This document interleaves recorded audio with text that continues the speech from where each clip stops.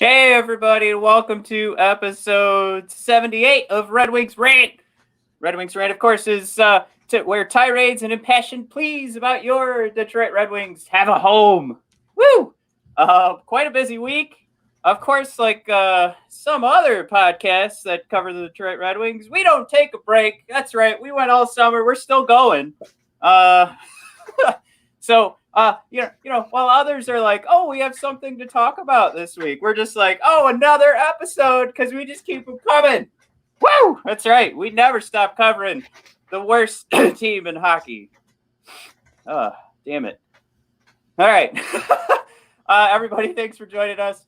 Again, Red Wings Rant, hosted by the Brothers of Discussion, as you see here. Myself, Matt, at Klink Matt, and it's my brother, Michael _Klink. Also known as Michael Klink.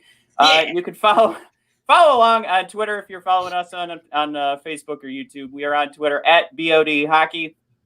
We are the Brothers of Discussion because we also host a pro wrestling show every Thursday night. We haven't quite locked down a for sure time. That being said, we tried 8:30, and this past week we had other plans, so we went at like 9:50. So just hang around Thursday night. Keep your calendar clear for pro wrestling talk. All right. And card subject to change. Exactly. And then, of course, our website, bodpodcast.com and brothersofdiscussion.com is the hub for all things Brothers of Discussion. Of course, we just updated the website if you are following along with us. So there is a home for Red Wings Rant, as we should have done a long time ago, and a home for our pro wrestling chat. So all the archives are there. Check it out. All the old episodes for both shows, and of course blogs for both topics. And of course, we are hoping to expand everything too. So just keep an ear out. All right. We're also brought to you again by the. Let me put up the logo here. We had it in the opening. We got a brand new logo. Look at that beauty. The Hockey Podcast Network in the upper right hand corner. I hope that they put that together just to match the Red Wings colors. I'm pretty sure they did because they know how amazing this show is. Look at the production value, Mike. We are straight out of Little Caesars Arena. We just happen to have these weird poster boards behind us that look like our basements. The sweet smell of pepperoni and cheese. What could be better? Which was apparently a selling point for some of the free agents we picked up. But by the Hockey Podcast Network being one of the why we're here in front of you now, you got to make sure you go over to the hockeypodcastnetwork.com and at hockeypodnet to make sure you're following along with all the big news coming out for the network and every show that's attached to it. They have a hockey program for every single team. We've got more coming. They have some fun individual shows that are covering the entire NHL. You don't want to miss it. It's at HockeyPodNet and the HockeyPodcastNetwork.com. Mike, we've got a 2020 NHL Draft. We've got the free agency market opening. We're 2 days into that. You could make an argument, somebody could have been signed overnight, so we're a little bit deeper than 2 days. But overall, where's your tummy at? Where's your tum-tum? If I was talking to my daughter, I'd go, where's your tum-tum? And then she'd go... I feel the exact same.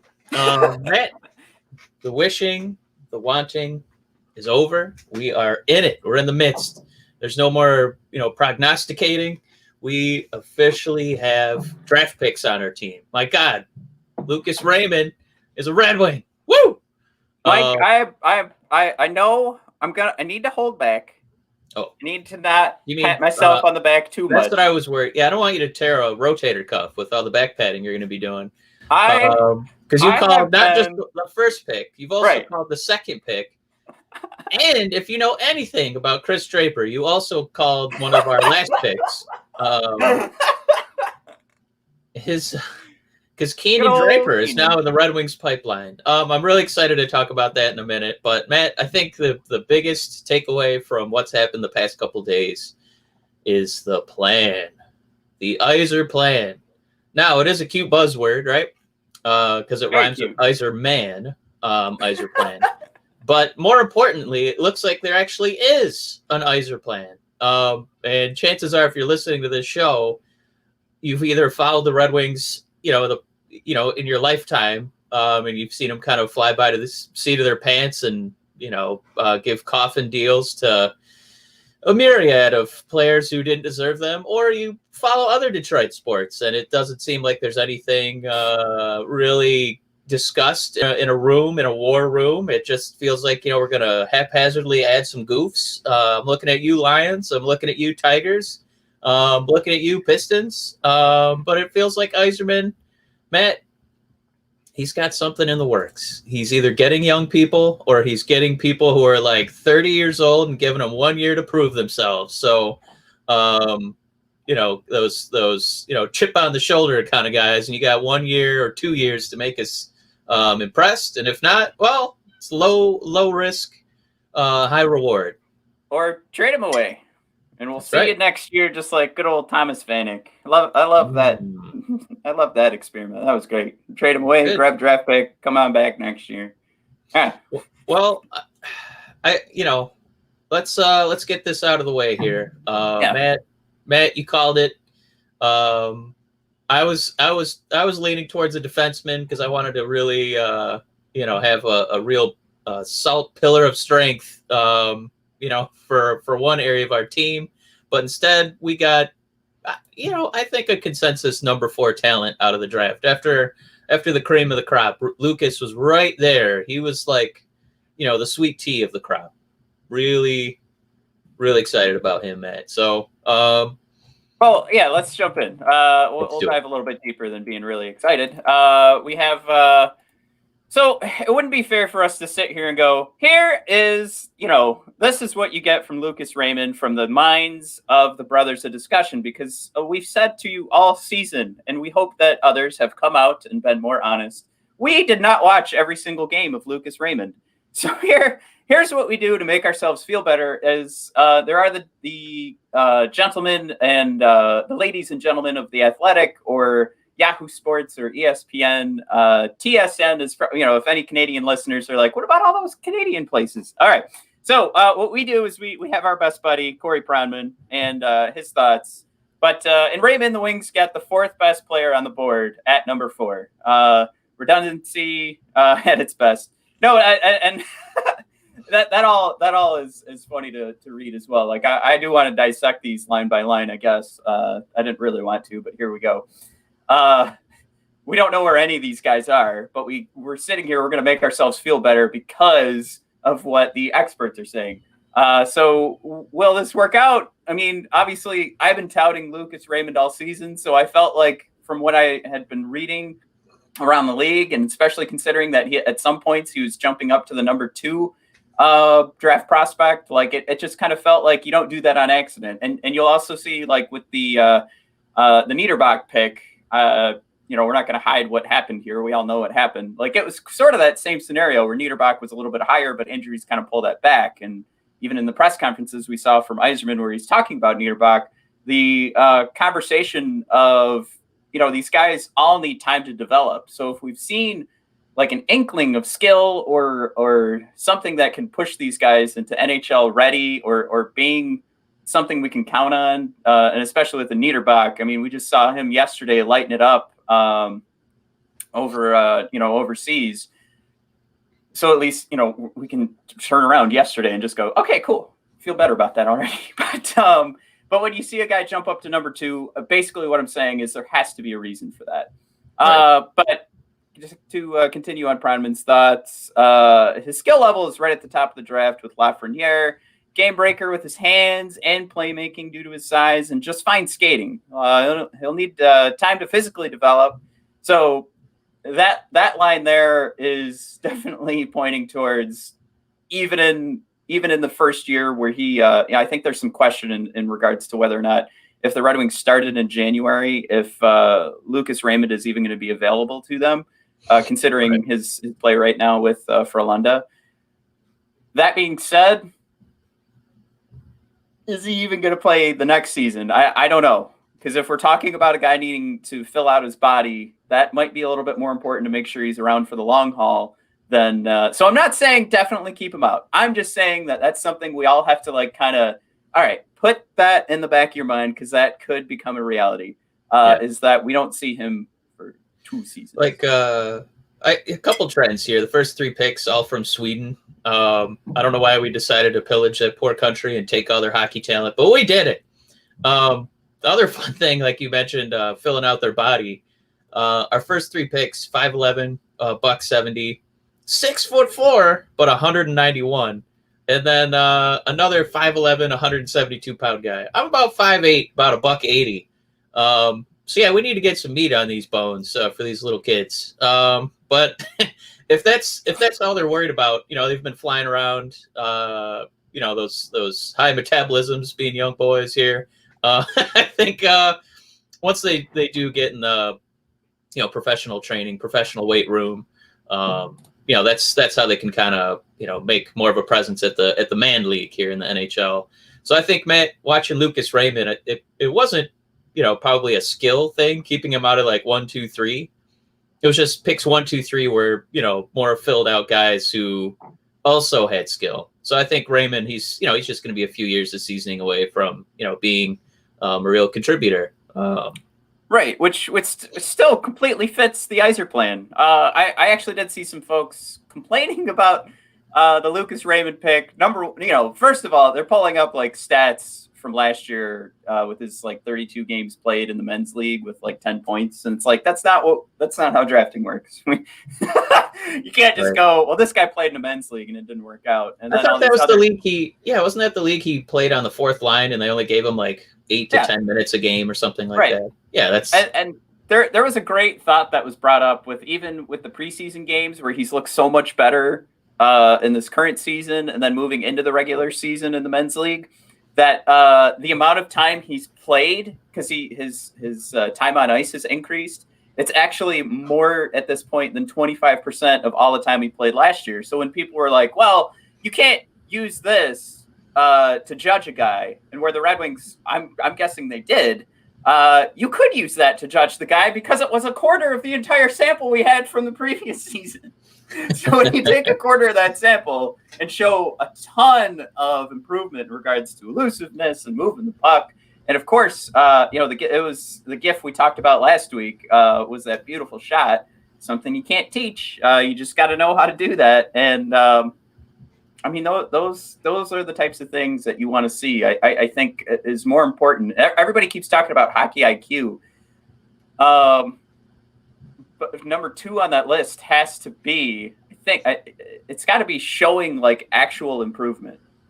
Because if we have these guys and we see them, like one of the things that always bothered me with Rasmussen was he was a giant against junior players and he looked great.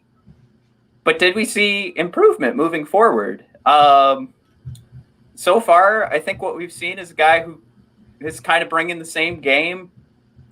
It works out in Grand Rapids a little bit better than it does for the Red Wings, but that's the fear. And a guy like Rasmussen doesn't work out if he doesn't start taking those steps forward. And we could sit here and just go, hey, he's a Red Wings prospect. That means he's all good. But we got to be honest with ourselves. I don't know if we've seen too much out of him, but that's where the failings come from, right? Is that lack of improvement. And we can at least say eyeball test, Lucas Raymond. You know what? Fuck it. Not even eyeball test.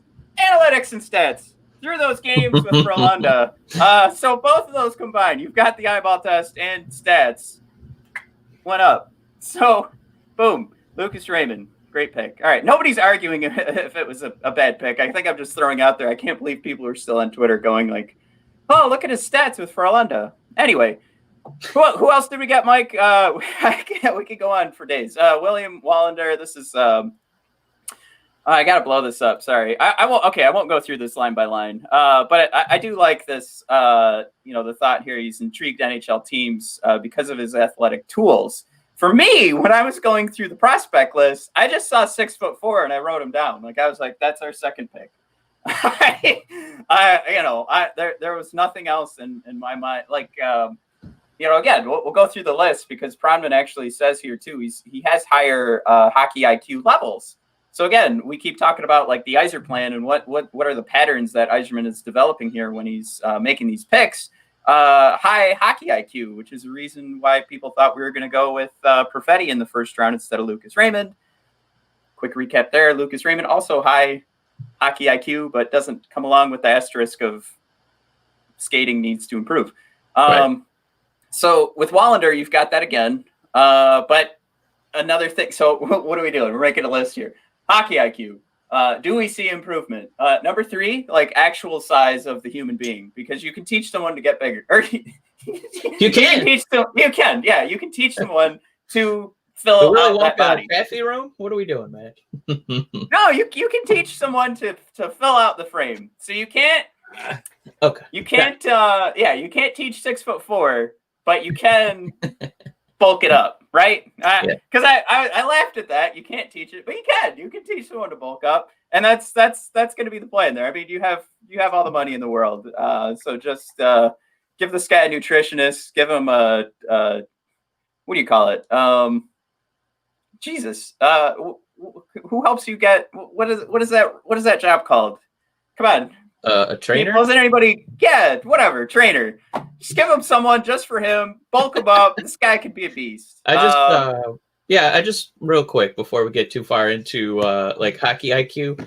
I can't remember which scouting report I was looking at. It wasn't even. I don't even think it was a Red Wing, but there was a guy where the individual giving the scouting report was like, I was thinking about giving him a 60, and instead I went with a 55, and they just kind of trailed off, and it wasn't like, what happened? What did you see that made their hockey IQ drop by 5 points? I saw on his bookshelf he did have a copy of Stories of the Game, the Wayne Gretzky book, but it didn't look like he dog-eared any pages. So I went ahead and knocked it down from a 60 to a 55. It didn't look like the binding had crumpled at all from use. So his IQ definitely wasn't as high as originally thought. So it's such a crapshoot with this stuff. We're gambling on, 18, 19, 20-year-old kids who live in a different continent. But at least it seems like the Red Wings, if they're just going to be pillaging from Sweden, they at least had a camp of guys just watching all the Swedish players and at least getting the best out of, one country. Absolutely. I just, and not even just one country. It's so tough to project this stuff because these guys aren't even going to play for, outside of Raymond, maybe, in the next year or two. I would be shocked if we saw William Wallinder, before 2025. Is that absolutely. Is that a fair estimate? No. That much sooner than that. The way that this guy's reading, and he's playing in the J20 league with Frölunda right now. So I think it was. Oh, he's got 4 games played too in the SHL. So he's got four adult games played so far this year. So that's what you want to see. Now 0 points in those games, but ice time nonetheless. Like that's the development we need to see. And it's almost like Frölunda at this point, they might as well change their. You know what? I would love Frölunda to change their name to the Red Wings at this point because, hey boys, Indians. First of all, wrong, not Indians. Second of all, you're in Sweden, so you would call them Native Americans, and you're Swedish. So what the fuck's going on there? I don't understand the Frölunda Indians. That blows my mind. I went pretty hard on Twitter. What was that? Who's that for? Right, I don't understand. What's going on there? They picked Indian. Like I don't know how that happens. How do you go from a Swedish team creating a name and you take I don't know. Is it? I just asked for the definition the other day of xenophobia, or it's definitely just flat out wrong. I mean, we're talking about something being called an Indian, and we're not talking about people from India. We're talking about Native Americans. But then, if it's a Native American, why is that your logo in Sweden? It's super confusing. It's so odd. It's almost like when you get somebody in like a beginner's Egyptian hieroglyphics class, and they haven't quite like nailed the translation down, and they put Indians, and it was supposed to be indigenous Swedish people. So it's just you get a C- because you were pretty close, but we were actually looking for a non reductive racial epitaph. So you did get the first couple letters of one of the Latin roots, but not quite what we were looking for on that one.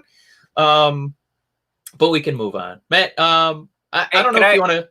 Can I be? I gotta confess something here. I was looking at Elmer Soderblom's statistics a second ago when I was talking about Wallinder, because I did want to bring up Elmer Soderblom, so I fucked up. I got to apologize here to everybody watching. How dare you? I know, but I wanted to bring that up for a good reason. Again, this is we're talking about size, and it was Soderblom yesterday that he was a 6th-round draft pick for us last year, but he fucking was railing guys yesterday. I think he racked up 4 total points, and just, I mean, running right through guys. Or after the huge goal he scored yesterday, I don't know if you got to see, I retweeted it, but he barely shoulder shrugged a guy, but then just looked him down like one of the, like, he's 6'7", 220. So he's a fucking beast playing against these kids. So he should be racking up 4 points a game. But you know, and what's funny is I got that reminder of those stats because I was looking at Niederbach's stats, who's got 19 points through 11 games right now. So right now he's one of the leaders in the J20 league, also leading the J20 for London. So it's just, Mike, I mean, these guys are all, if you talk about, you know, wanting to see those steps forward, you've got Soderblom taking a giant 6'7" step yesterday where he's just staring guys down to the ice. What's his height overall in the NHL? It's got to be a 99, right? Because what's our boy in Boston? Is he 6'9"? Chara Zdeno? How tall is Chara? He's 6'9". You know, so we have this thing called Google instead of. So I got to think Soderberg is like a 97 overall, right? 6'9", 250. So yeah, he's got to bulk up 25 more pounds and grow 2 more inches. We got to stretch that guy out. Exactly. Well, I mean, that's the top. You kind of went through some of the top 3 picks here. I don't know if you want to, you know, dwell on Donovan Sabrango. Draper, he basically gave us one sentence: good skating D-man, plays with physical edge. Hastily scribbled into a notebook and then submitted for your approval to the Midnight Society. We got Emil Viro. Just a great interview. A lot of great callbacks. I guess he made a lot of funny jokes at Draper's expense, sounds like.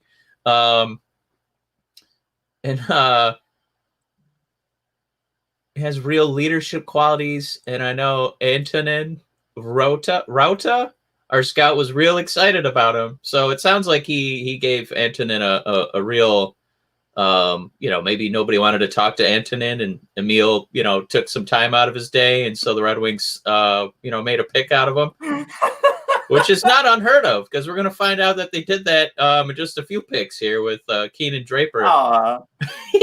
But we did get Sam Strange, and I always love getting these kind of players. I always like when the Lions draft like Mr. Footballs, or the Pistons will draft like a Mr. Basketball in California. And Sam Strange was a Mr. Hockey in Wisconsin. And I am very excited for him to somehow make it to the NHL, live the dream, so we can have a bunch of Dr. Strange vignettes, you know, over the Little Caesars Arena Jumbotron. But apparently he's got a really hard shot. And he's been cranking home runs. He's been cranking hockey goals. And so hopefully that translates to an NHL career. Yeah. We drafted one goalie. There's nobody in the pipelines. We're going to talk about our free agent pickups, but there's a Jan Bednar. He's 6'4", Matt, $196. And Drapes had probably 2 of the best games I saw him play were in tournaments in the U.S. developmental program. So it sounds like we drafted a guy based off of 2 hot games. And there's so we heard Draper pronounce it Bednar. On TSN, I think when he got picked up, they said Bednash.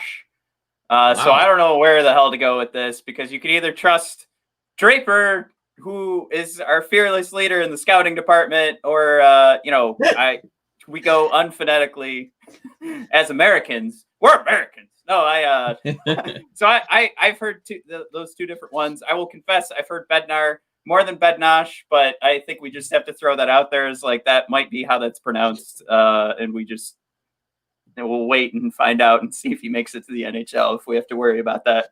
Yeah, my one question here before we kind of move on, because we also drafted like an Alex Cotton.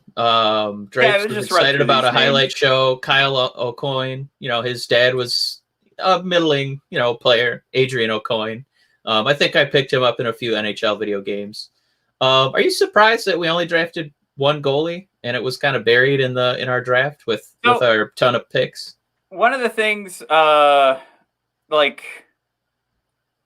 one of the things that I talked about through the season, and I kind of bring this up jokingly, but I like this strategy, is that like when I'm playing the NHL game, I draft like 2 or 3 goalies right in the middle of the draft. All right, I know this sounds ridiculous, but when I saw those second round picks, I kind of thought that's what we were going to do, and we were going to see like a Blomqvist come through.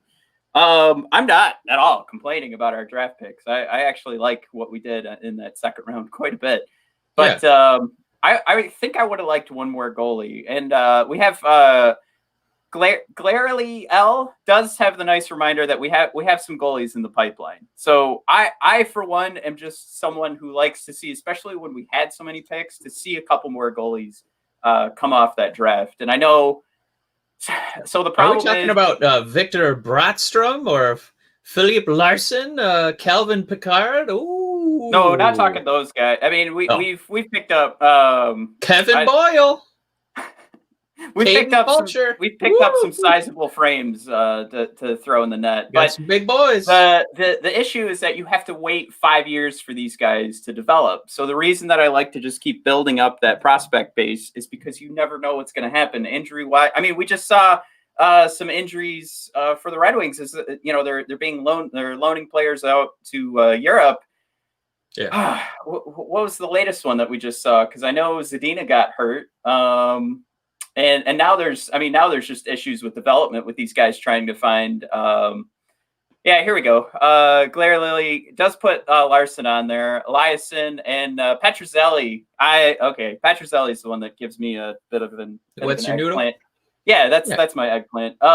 Thanks, buddy. I hope you subscribe, and we like more of these comments. This is nice. I don't have to do any Googling while we're talking. But where was I? Yeah, so now we're talking like that general strategy of like you can't just go, okay, there is some base here because so many different things can happen. And like nobody would have thought you would have had to prepare like what happens when you miss a full season of development for your draft picks. And that's the world we're in right now. So now we're looking at everybody we drafted. It's thank God Elmer Soderblom looks like he took a 6'7" step forward.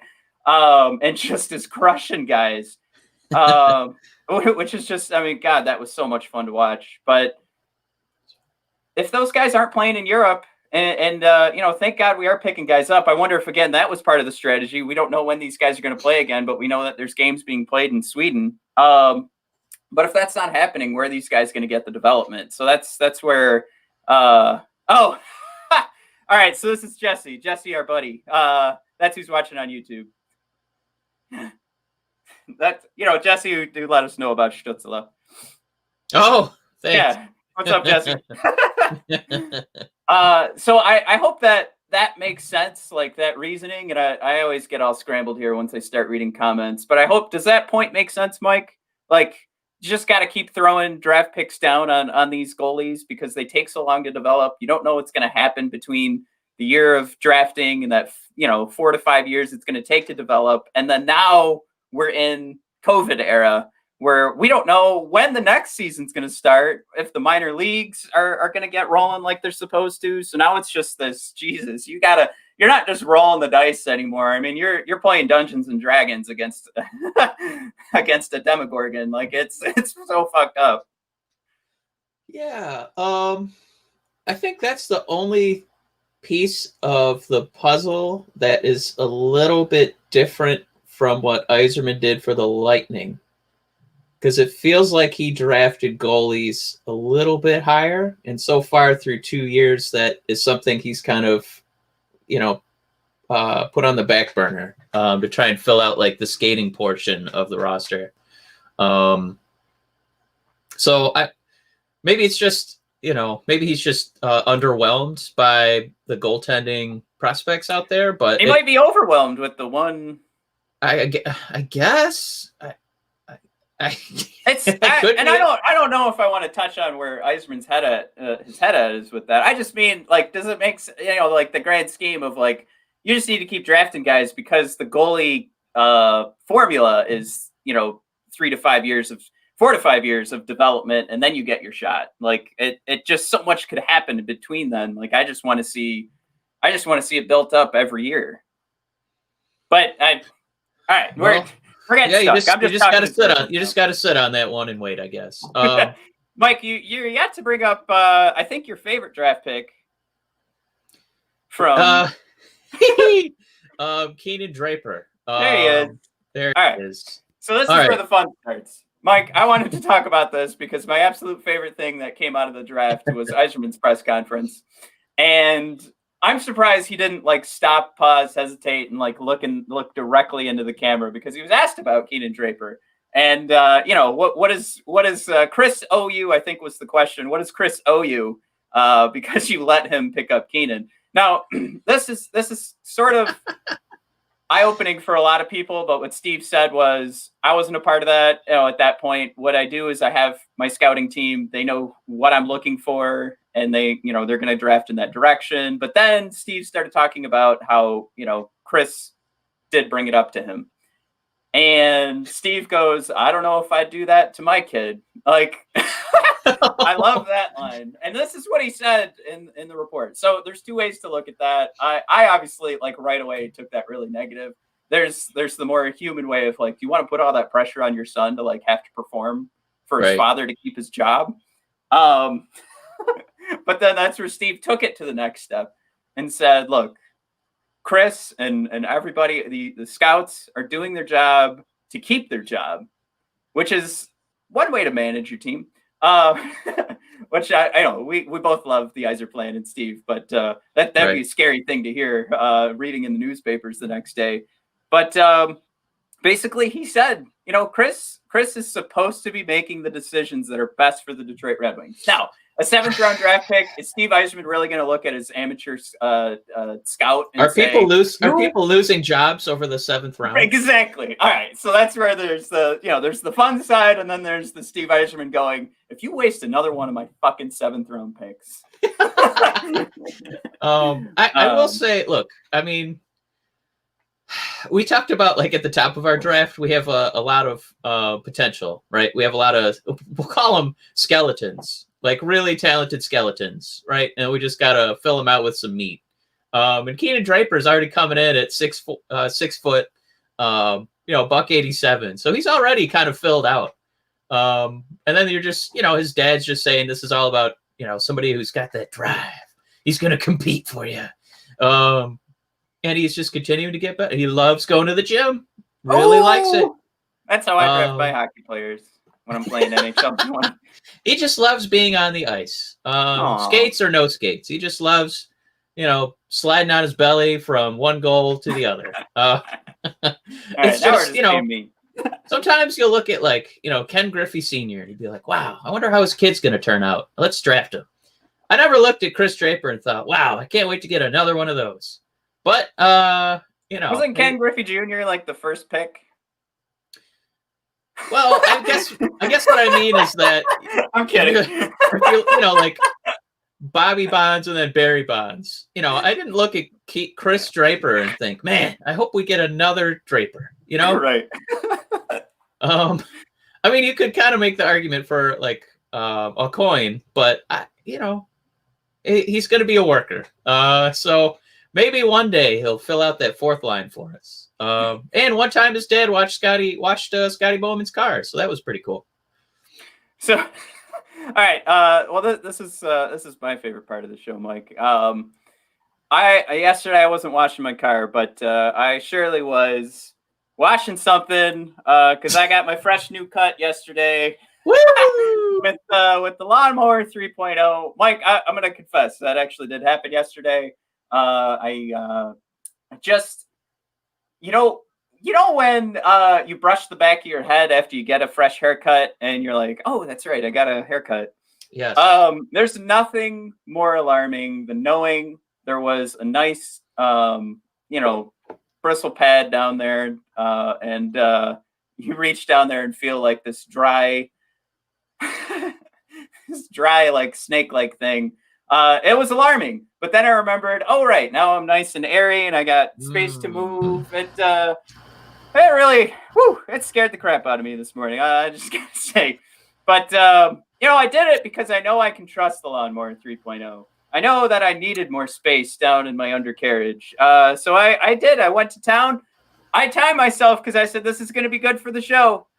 Clipped the whole bush in about 2 minutes. You got your LED light to light up where the sun don't shine. It's got that 7,000 RPM motor. There is nothing to not like about this, especially the fact that I can use this tool willy-nilly down there, avoid all the nicks and scrapes. But also, you want to have one of these so that you're not having to sit there for 45 minutes cleaning your clippers for your face. Yes, that's right. Huge point missed there. You've got a tool that's specifically for cutting your family jewels. So if you want to try out the Lawnmower 3.0, have one of those surprising mornings like I did today where you're like, what the? Oh, right. Try out the Lawnmower 3.0. Get the whole package, actually. If you go on over to manscaped.com, you can get 20% off with the promo code THPN. That, of course, is in reference to the Hockey Podcast Network. That is promo code THPN and 20% off for the Lawnmower 3.0 package. Only at manscaped.com. Oh, there's a little baby squirrel outside my window. And that is promo code THPN for 20% off on that Lawnmower 3.0. All right. Mike, all right. Let's get into it. I think we touched on everything we wanted to do for the draft. I think obviously, to sum it all up, we're not going to know what the hell's going on for 2 to 3 years for half of this, and then we'll know everything in 4 to 6 years. How it turned out. Yeah, the one thing that I think we're both going to be doing is, every day there you get to read up on the beat writers going through the Detroit Red Wings, and right. I think this is definitely going to be a year or two where you're just going to be glued to the minor league reports. That's what I'm going to be excited to kind of watch these guys develop. But Matt, as Yzerman has said many times, or at least we've referenced it many times, you got to ice a team. So with that said, it wasn't just the draft that we had, Matt. Free agency is open. Woo! The Red Wings. Wow. We did not plan that, everybody. That was scary. Yeah, we came out of the same womb, so we're gonna make a lot of the same sounds. But we went into the free agency well this week, Matt. But boy, did we go shopping. We went really bargain hunting here, I'll say. We went to some outlet malls. We got some unloved articles. And one that I think it's got to be the talk of the town is, I don't know if you want to talk about former Islanders goalie here, now a Red Wing, or I think you probably want to touch on Bobby Ryan, Matt. As far as, we rate guys with who has the 99 overall height. How about overall feel-good story? Right. 99 overall has got to be Bobby Ryan. I pointed out, you got to figure, you and I, a couple of pro wrestling fans, is there anything juicier than getting an actual storyline? Yeah, give me that narrative. In pro sports. Exactly. So I think that's what we were really excited about. But here's the kicker, because if you want to talk storyline, Bobby Ryan is fine. And again, if we follow the Icer plan, this wasn't a signing that's going to push you over the edge. I saw some people getting really excited about what happened yesterday. And really all we did was ice a team, and we set ourselves up with a ton of flexibility. That's the key. We are not looking at these signings yesterday and going, oh my God, now we're competitive. Now, we are going to take a look at some of the advanced analytics for some of the defensemen we picked up and just kind of go, okay, there are some steps forward that we did make. But I can't stress enough. I'm sorry, everyone. These were not the signings to take this team over, to push us over the edge. These were signings, for Bobby Ryan. You're talking about a guy. If this works out, you've got some trade bait, And I think that's ultimately what we're looking for. Bobby Ryan got what he needed, and making sure that he has some control in a no movement clause. So when they are ready to trade him, he's going to pick which teams he wants to go to. And when all these guys walked out and said, "I trust Yzerman," I don't think it was like that idea of like, you have like your players coach. I don't think it was just like, I trust Yzerman because he used to be a player. Most of these GMs have that relationship with the NHL. I think what happened was Yzerman was like, "Look, I'm not gonna keep you on this team forever. I'm signing you to a deal that's gonna make you easy to move. If you can prove to the rest of the NHL you still got it, you can head on over to a championship team. I'm looking to ice a team. I have a ton of prospects I can pull up at any time, and we can give them a look.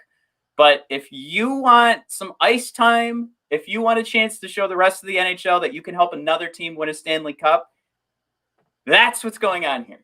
All right. I don't know if I can stress that enough. Now I know, like John Merrill, he has another heartwarming story about playing here in the Michigan area, and he said if he ever had that chance to come back to Detroit, he would take it.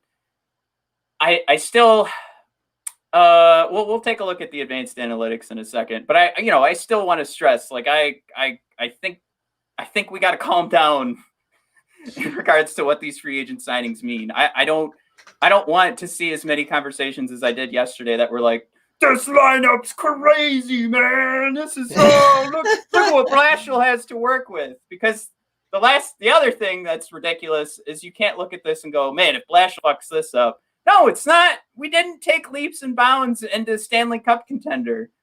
No. Blashill still got a lot of unknowns. It'll be fun because Yzerman said Zadina is NHL ready. This is not a thing where we're playing him in the AHL anymore. So, Blashill got to wake up and shine that head extra shiny because I think I was trying to make a polishing his knob joke and it didn't come out right. But, now he's got a Zadina for the full season. Right. I just want us all to come back a little. I don't want us to jump in and then the first week of the season, we're starting 0-3 and then we're calling for Blashill's head. I think we're still at a very similar situation where we're going to expect another lottery pick. And, maybe I'm being too pessimistic here, but I don't hate any of these signings. I think we've been pretty clear on our social media. I'm being clear right now. I think these are amazing signings. We have threads, Mike, for the Hockey Podcast Network. I kept saying, awesome. Another signing that cannot hurt us. It can't hurt us. None of these signings can hurt us. This is amazing. This is what you want from a building team. The last thing you wanted was to see Torrey Krug for 8 years, and he tears his Achilles in game 1, and now we're stuck with Torrey Krug for 7 years and 364 days, and we're paying him out the ass. Like that not happening means we won free agency. Yeah, I mean, if you think about a lot of these teams that are kind of like over the cap and trying to figure out what they can do, it's teams that have guys that are like 31, 32, 33 years old, and they've kind of underperformed on 6, 7, 8 year contracts, and so these teams are trying to juggle keeping their teams competitive and getting under the salary cap.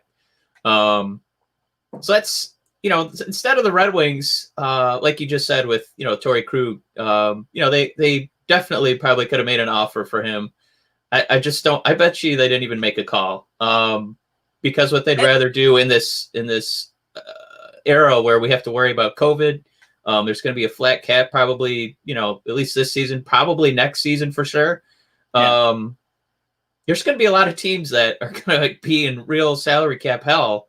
And, there's going to be that one olive branch, into not, being penalized. And it's going to be the Red Wings. So instead of signing guys like that, what they can do is, be snagging guys with only, maybe 3 or 4 years left on those kind of deals instead of, having to eat 6, 7 year deals with these kind of guys. And you could be picking up draft picks. So they're in just such a fantastic position here, cap wise going forward, because there's no commitment to these players. If you go to like Red Wings, like their cap sheet, and it's already excellent this year, right? They're still sitting on, over 20 million. Obviously some of that's going to be going to, some of our restricted free agents. But if you're looking ahead to like 2021, 2022, they only have like $15 million committed to like their forward spots. You go to 22, 23, there's like, it's just Larkin. They just have Larkin committed, in 2 years. So obviously that's going to change a bit with the twos and Mantha. But they just have so much flexibility. They can literally do anything. And at that point, maybe some of these prospects, maybe Lucas will be ready to, play some games in 22, 23, something like that. So it's really just an excellent plan. You have roster space if some of these prospects, bloom a little bit sooner than expected, and then you can still get more of these, like Mark Stahl deals. I'm still waiting for them to, make some calls to like the St. Louis's, to the Washingtons, to the Anaheims, to the Coyotes, these teams that are over, and try and snag some more draft picks for next year. Absolutely.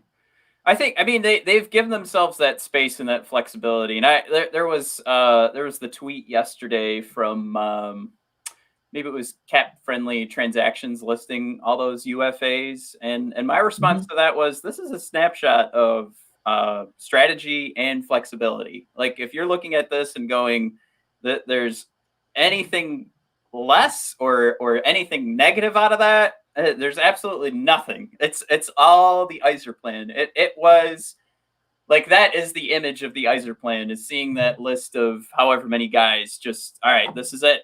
This is how many guys could potentially be leaving the team, but ultimately, gives us all the room to give larger contracts. There's so many things that keep popping in my head, because we have to worry about the expansion draft with Seattle. We have to worry about the fact that these teams are not getting revenue. So a lower cap number for the Red Wings, or not a lower cap number, a lower salary number, means that they're paying. It's just, I'm sorry, it's just dollars and cents here. We're paying less money out to guys. It's so simple, but like, that's a thing that if we could get it right to that floor, yes, we have a ton of flexibility for movement, but I also am super concerned about what's going to need to happen moving forward with how much they're still going to be paying out these players. I think even though there's a signed agreement between the Players Association and the NHL, we know the NHL. I think we have to look out for like that next conversation where they start asking for more money back, or the players holding back even more funds. Goddamn. I'm sure there's a clause in there if they hold out till past, if they hold out till January, then they have to restructure the contracts or something. So I'm just saying there's probably something that's going to happen in that regard that Steve Yzerman and his team are taking a look at and preparing for. Free agency is it should be boring, I'll say. The Red Wings, like, think about getting Stephen Weiss, Franz Nielsen, and now it's like, as soon as those contracts were inked, it was like, ugh, I can't wait for them to be over. So this is such a better way to build a team, to not prioritize anybody expensive, and just take advantage of dumb teams that are still, making a priority to sign UFAs who, right. Usually at that age, it's, you're getting towards the end. So you might get a really excellent, first and second year out of the deal, but, then you're really dragging down the rest of the roster for, years 3, 4, 5, 6, 7. So we're in just such a great spot.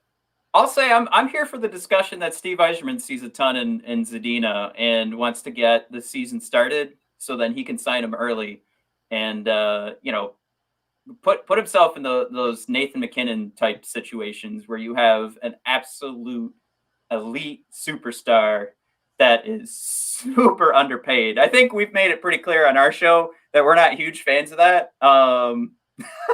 We don't like when these players get screwed on their contracts, but we're also talking about a Steve Yzerman that, helped build the Tampa Bay Lightning to just winning a cup. So it'd be hard to say like that wouldn't be one of the things on his mind, is he wants to keep space available so that when these guys can sign a long-term contract, he's going to have the space to do it. And, the sooner he does that, the lower those contracts are going to be long-term. So that's definitely something on his mind. But Mike, we're almost at an hour here, and I had all these stats prepared. Let's see if I can make this happen. The last thing I was going to say, Matt, is I really love the way Yzerman is going to. It looks like he's been doing two things, right? So as an NHL player, there's the life of a contract has three spots. There's when you're really cheap on your, like draftee contract, right? You're still a rookie those couple of years. Mm-hmm. Then there's your RFA years. When you start to, that's when you make your big money if you've been successful at this early stage. So this is your big money. And then kind of towards the twilight, that's when, if you're looking at like Valtteri Filppula, you're just signing him for a couple years, like $3 million. It's not really doing a lot of damage. You still have flexibility. Yzerman is just saying goodbye to this. Bloop. And he's just getting the cheap guys at the end of their shelf life, or he's just stocking up on 1 million draft picks. This is such a great way to manage your team when you stink. Don't try to go for this, because this is much, we talk about NHL Draft being a gamble, just trying to get as many lottery tickets as possible. But this is a much bigger risk right here than this, because this can make your team suck for multiple years if this guy is expensive and he's only good for, a season or two. Right. So this is the risk. There's no risk in this. All right. So jumping into comparing a couple of our new guys here. So we're almost at an hour here if we haven't passed it already. But what I want to do is just pull up naturalstattrick.com, and me and Michael just kind of give you this rundown of like how do you use these analytics to kind of compare these guys, and then what are we seeing that could actually be looked at as an upgrade? Again, I think I was pretty clear that I don't see this team, moving too far up from worst in the league. I think we can move up from 17 wins. Obviously, completing the season would help there, but I think that win percentage can definitely come up. But again, we're still in that lottery area. So if I do this, let's see. I want to share my screen real quick here. I'm just going to kind of pilot myself through here because I should have been more prepared. All right, here we go. Everybody see that clearly? How's the class doing? Okay, so what we're looking at first here, the Detroit Red Wings numbers. And what I want to point out, expected goals for percentage. If we can actually do a quick class here, that expected goals for percentage, you can see the expected goals for and expected goals against number. That's the XGF and the XGA. So that percentage is basically saying that if you are above 50%, your expected goals for is better or higher than the expected goals against. And why is that important, everybody? That pretty much means from where shots are being taken and how many shots are going out there, like how many goals is it based on percentages, what's the likelihood that you're going to allow a goal or get one while you're on the ice. And another thing I want to point out, everybody, just keep a quick eye because we are going to be switching screens here in a second, is the scoring chances for and against as well. You can see like Philip Hronek.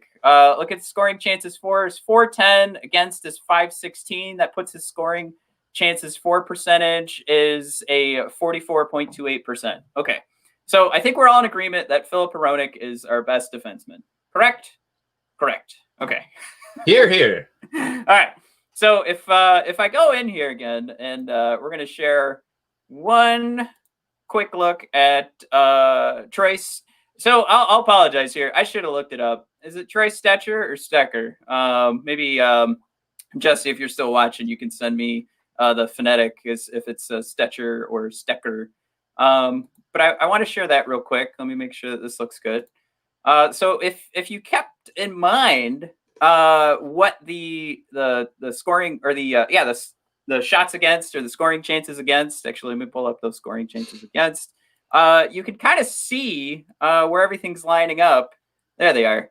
Where there's actually more scoring chances against, and more scoring chances for than what we were looking at with Hronek, and less scoring chances against. So when we're plotting out like this expected goals percentage. So we looked at the expected goals for and the expected goals against. And let me back up here again, make sure we're looking at the right numbers. And again, this is for Stetcher.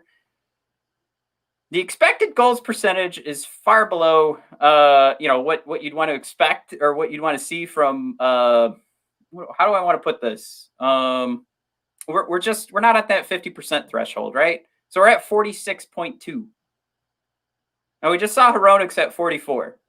So why did I bring up Hronek first, Mike? It's because we know that he's a great defenseman.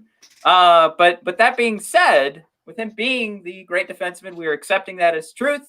If we go back to Stetcher's numbers and compare the last season, he has less scoring chances against, more scoring chances for.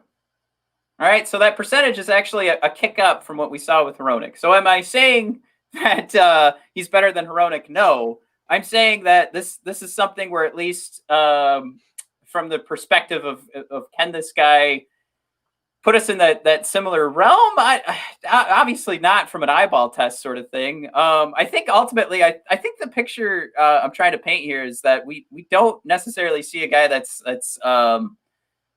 going to make that huge change for us. I mean, Vancouver's a team that saw a lot more success than we saw. So when we see Hronek's numbers are so low, we know that the team around him isn't performing they're not performing at the level of a Vancouver Canucks, right?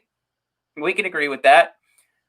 So if we're looking at these numbers and they're not doing so hot for a team that was more successful for the Red Wings, I just want to pull back on the excitement based on what the analytics look like. Now, another thing we could look at here, if you look at Stetcher with the expected goals against and then goals allowed, is actually you can compare 42.19 to the 34 actually allowed. So here's the thing. He's putting his team in situations, or at least while he's on the ice, they're giving up these juicy chances. It's just there is enough, like from the perspective of shot blocking and goaltending, that's keeping goals off the board. So there's more success for Vancouver. When you talk about putting them on the ice, you're seeing it with a team that was more successful than Detroit, and the goals weren't going in. But if you put them on a team where maybe the goaltending's not so hot, and we can make the argument, again, we were calling Bernier like our pseudo MVP because he just really was the guy that kept us in all those games. Do you still get the same save percentage, or is it, you had Markstrom over for Vancouver, not anymore, but was that the difference maker? So I think it's ultimately you're looking at how many of these expected goals against situations or what that expected goals against would be. And you want to go closer to that number for Detroit, because that's kind of what we're seeing is all those numbers were inflated. We're actually going over what the expected goals against was supposed to be in Detroit. So that's kind of the scary thing. So to sum this all up, I think I'm a little scattered here because I didn't prepare this well enough. I should have just grabbed like two stats and said, this is what we're going to talk about. But does any of this make sense, Mike? So you've got an expected goals percentage that's actually better than Hronek, but you had a team that performed better in Vancouver. It's just the points are hard to make, if only because there were a lot of games where Red Wings defensemen were playing with Jimmy Howard. So it's just kind of like you gotta kind of skew the numbers a little bit. I'll take your word for it, Matt. Well, just like the quick example is you look at Hronek's expected goals was 47.7, and his actual goals against was 66. That's a huge jump up. So like I guess the point I'm trying to make is these numbers could get uglier, just to kind of prepare everybody. Like if you're going to use analytics the way that you're supposed to draw those conclusions, comparing Hronek again, and we have a ton of confidence in. We love Hronek. We're not saying, he's bad. We're saying he's his numbers are a reflection of the team around him, the goaltending around him. So could we see, if the goaltending doesn't make it up to snuff, are we going to see that? So I guess you're making the right point where you're like, well, Jimmy Howard's not an element to this equation anymore. So maybe we're just going to see everybody's numbers go up. But I guess I'm still cautious. I want to at least bring these numbers up to say, let's pull back on the excitement and just remember that we signed these guys to ice a team and for flexibility. Is that fair? I will accept it. Okay. I feel like I didn't prepare this enough, but we're kind of looking at a better situation. Like everything for Merrill points in the opposite direction. It's just we have our man on the inside, Dave Aikman, who actually covers the Vegas Golden Knights, but he grew up in Michigan. He made the great point that Merrill couldn't stick on the team for the playoffs. So even though when we take a look at Merrill's numbers, I won't pull them up here. I'm not going to bore everybody with that again. But the expected goals percentage is actually at 55.57% for the past season. Problem with that is, again, how many shots that the Vegas Golden Knights, like they are a possession monster every night. So even though Merrill's numbers look amazing, that's all the Vegas Golden Knights do is they just pepper their opponent. So this is going to be something where Merrill's coming into a situation where we're going to get outshot every night. He's in the exact opposite situation. So it'll be interesting to see how he handles that. The one signing I thought we could have a lot of fun taking a look at is that Greiss signing, because if we're going to have success, we're going to have to play a similar game that the Islanders play, right? We got to play it tight. We got to, as best we can, just get in front of the net, block shots. The success comes from like basically copying what Barry Trotz did. If we were ever going to sniff a playoff spot, that's what we'd be doing this season. So it is, from that perspective, it's nice to know that Greiss would be that option. Greiss is that, I don't know how this is going to play out with Bernier and Greiss. We know Bernier can find some success with the team that's in front of him. But if, again, we're going to adopt more of a style like the Islanders, which I think is easy to make that argument. That's a way for us to find wins. We know that he's had success there. Yeah, it would be really nice if we had Greiss's age 33 season and not his age 32 season. Because if you look at age 33, that save percentage was pretty sexy at .927. Ooh, five shutouts. We always love those, right? Yeah. But age 32, that save percentage was .892. Woohoo! Woohoo! So I hope that Greiss is ready to get peppered. I hope he's got a nose guard because he's gonna get some pepper. It's gonna be I guess he's one of those guys. They use the cliche scouting report and be like, well, if you give him a lot of games, he needs to get cooking in the kitchen, to really get some momentum. So I hope he's prepared to kind of take a backseat to Bernier. It's going to be split, but I got to think Bernier has earned more of the starts just because of some of the Herculean efforts we've seen him put on with the Red Wings. We'll call it defense in front of him. Yeah. But it's going to be interesting, Matt. We got the DeKaiser back. We got a couple of these defensive defensemen coming in, and maybe even a Mo Sider sighting this season. I don't know. It's excited for the new season, but we'll see here in 3 months what COVID has in store for us. Oh, well, that was a bummer to end it on. I think again, just to kind of wrap up the free agency conversation, I do want to just state again, it is kind of fun to see that Greiss is coming in, knowing that we could actually be mirroring what you see the defensive defenseman coming in. Are we actually going to try and get some wins here? And Greiss has shown success in those types of styles.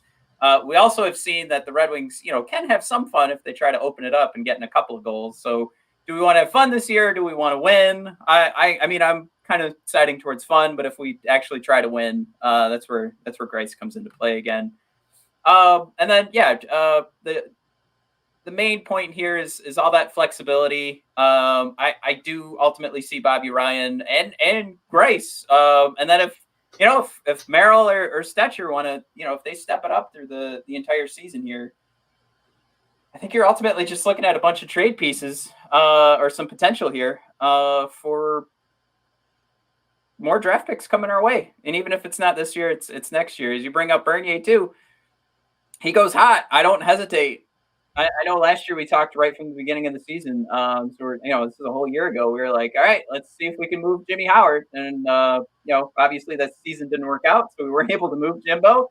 But, if something pops up early on, we're going into, let's say the season starts in January, we'll move into February. Now that you have a Grice, I think you've just really cemented there that Bernier is on the market.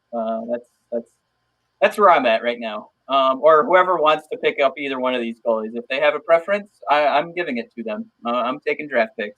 And again, you know what? Ultimately, we said we couldn't really know what the Yzer plan was, but now we're through 2 drafts, we're through 2 free agency periods, and we're not through it. I'm sorry. We've at least started 2 free agency periods. So there could be a huge signing. We bring over Taylor Hall, and this means nothing. I doubt it's going to happen. But I think what we're seeing is, we are definitely building, weaponizing the salary cap. We are going to build through the draft. We're not going to build this team through free agency. Yzerman said that, but now we know it. So moving forward, that's what you got to look out for. You got to look out for more moves that are just going to keep giving the Red Wings more draft picks. You gotta hope there's another first rounder coming in this year or next year. All right, Mike. We are definitely over an hour. I finally saw the marker, the timestamp, an hour and 8 minutes. But we had a lot of news to go over, so it's okay. But we're wrapping up here, everybody. Thanks for tuning in. I might actually delete that entire analytics discussion because it just was not working out the way I wanted it to, switching between. Maybe it makes more sense if you're not watching a screen. But yeah, let's wrap this up. Everybody, thanks for tuning in. We are you know what? I forgot to bring up. We wanted to do a giveaway. Fuck. All right. We'll get it next week. Yeah, we'll do it next week. All right. Find us at BOD Hockey. Find the Hockey Podcast Network at HockeyPodNet, and we are located online at bodpodcast.com and brothersofdiscussion.com. That is the hub for all things Brothers of Discussion. You can find all the archived episodes and all the links to our social networks and our YouTube page. If you could do us a huge favor, head on over to Apple Podcasts and subscribe, rate, and review, and we can see those numbers pop up for us. It does a great deal of good, and you can also subscribe, rate, and review for the Hockey Podcast Network as a whole. They have a ton of shows that come out. So you've got the 31 episodes on Monday, and then we've got scattered shows throughout the week as well. So some subscriptions over there gets you a lot of good hockey content. All right, everybody, thanks again for tuning in. Look at this. We have 4 people pop in as we're wrapping up. All right. No. Tune in, everybody. Have a good one.